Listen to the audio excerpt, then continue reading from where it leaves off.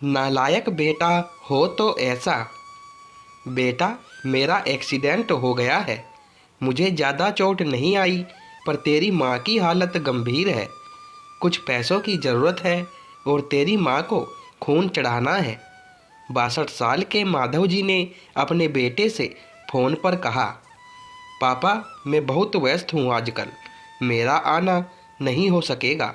मुझे विदेश में नौकरी का पैकेज मिला है, तो उसी की तैयारी कर रहा हूँ।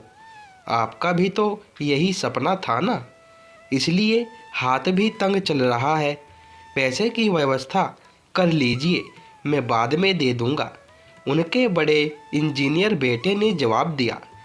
उन्होंने अपने दूसरे डॉक्टर बेटे को फ़ोन किया तो उसने भी आने से मना कर दिया। उसे अपनी ससुराल में शादी में जाना था। हाँ, इतना ज़रूर कहा कि पैसों की चिंता मत कीजिए, मैं भिजवा दूंगा। यह अलग बात है कि उसने कभी पैसे नहीं भिजवाए। उन्होंने बहुत मायूसी से फ़ोन रख दिया। अब उस नालायक को फ़ोन करके क्या फ़ायदा। जब ये दो लायक बेटे कुछ नहीं कर रहे तो वो नालायक क्या कर लेगा, उन्होंने सोचा। और बोझिल कदमों से अस्पताल में पत्नी के पास पहुँचे और कुर्सी पर ढेर हो गए। पुरानी बातें याद आने लगी। माधव राय जी स्कूल में शिक्षक थे। उनके 3 बेटे और एक बेटी थी। बड़ा इंजीनियर और मंझला डॉक्टर था। दोनों की शादी बड़े घराने में हुई थी। दोनों अपनी पत्नियों के साथ अलग अलग शहरों में रहते थे। बेटी की शादी भी उन्होंने खूब धूमधाम से की थी। सबसे छोटा बेटा पढ़ाई में ध्यान नहीं लगा पाया था। 11वीं के बाद उसने पढ़ाई छोड़ दी और घर में ही रहने लगा। कहता था, मुझे नौकरी नहीं करनी, अपने माता पिता की सेवा करनी है। पर मास्टर साहब उससे बहुत नाराज रहते थे। उन्होंने उसका नाम नालायक रख दिया था। दोनों बड़े भाई पिता के आज्ञाकारी थे, पर वह गलत बात पर उनसे भी बहस कर बैठता था। इसीलिए माधव जी उसे पसंद नहीं करते थे। जब माधव जी रिटायर हुए तो जमा पूंजी कुछ भी नहीं थी। सारी बचत दोनों बच्चों की उच्च शिक्षा और बेटी की शादी में खर्च हो गई थी। शहर में एक घर, थोड़ी ज़मीन और गांव में थोड़ी सी ज़मीन थी। घर का खर्च उनकी पेंशन से चल रहा था। माधव जी को जब लगा कि छोटा सुधरने वाला नहीं, तो उन्होंने बंटवारा कर दिया और उसके हिस्से की ज़मीन उसे देकर उसे गांव में ही रहने भेज दिया।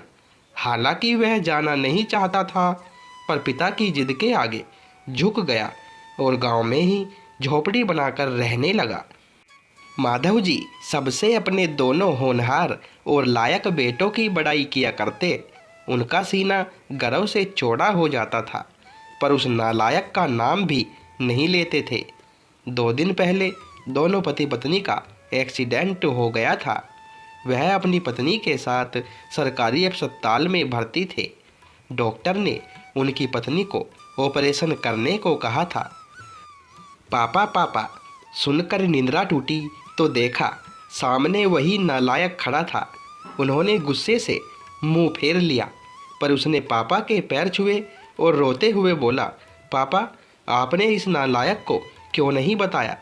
पर मैंने भी आप लोगों पर जासूस छोड़ रखे हैं। खबर मिलते ही भागा आया हूँ। पापा के विरोध के बावजूद उसने उनको एक बड़े अस्पताल में भर्ती कराया, माँ का ऑपरेशन कराया, अपना खून दिया, दिन रात उनकी सेवा में लगा रहता कि एक दिन वह गायब हो गया। वह उसके बारे में फिर बुरा सोचने लगे थे कि तीसरे दिन वह वापस आ गया। महीने भर में ही माँ एकदम भली चंगी हो गई।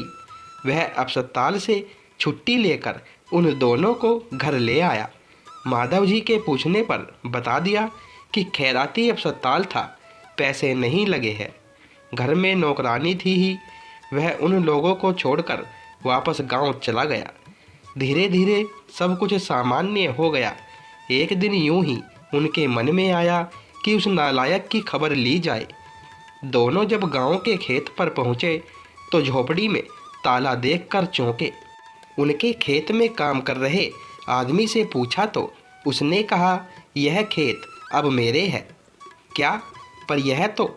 उन्हें बहुत आश्चर्य हुआ। हाँ, उसकी माँ की तबीयत बहुत खराब थी। उसके पास पैसे नहीं थे तो उसने अपने सारे खेत बेच दिए। वह रोजी रोटी की तलाश में दूसरे शहर चला गया है। बस यह झोपड़ी उसके पास रह गई है। यह रही उसकी चाबी, उस आदमी ने कहा।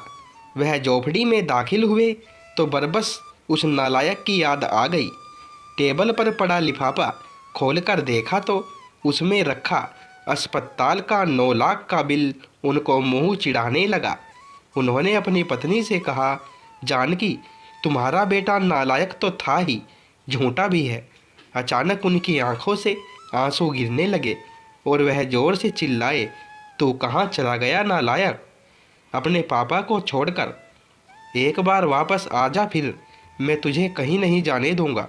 उनकी पत्नी के आंसू भी बहे जा रहे थे और माधव जी को इंतजार था अपने नालायक बेटे को अपने गले से लगाने का। सचमुच बहुत नालायक था वो।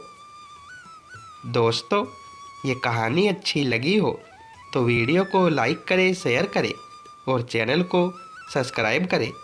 धन्यवाद दोस्तों।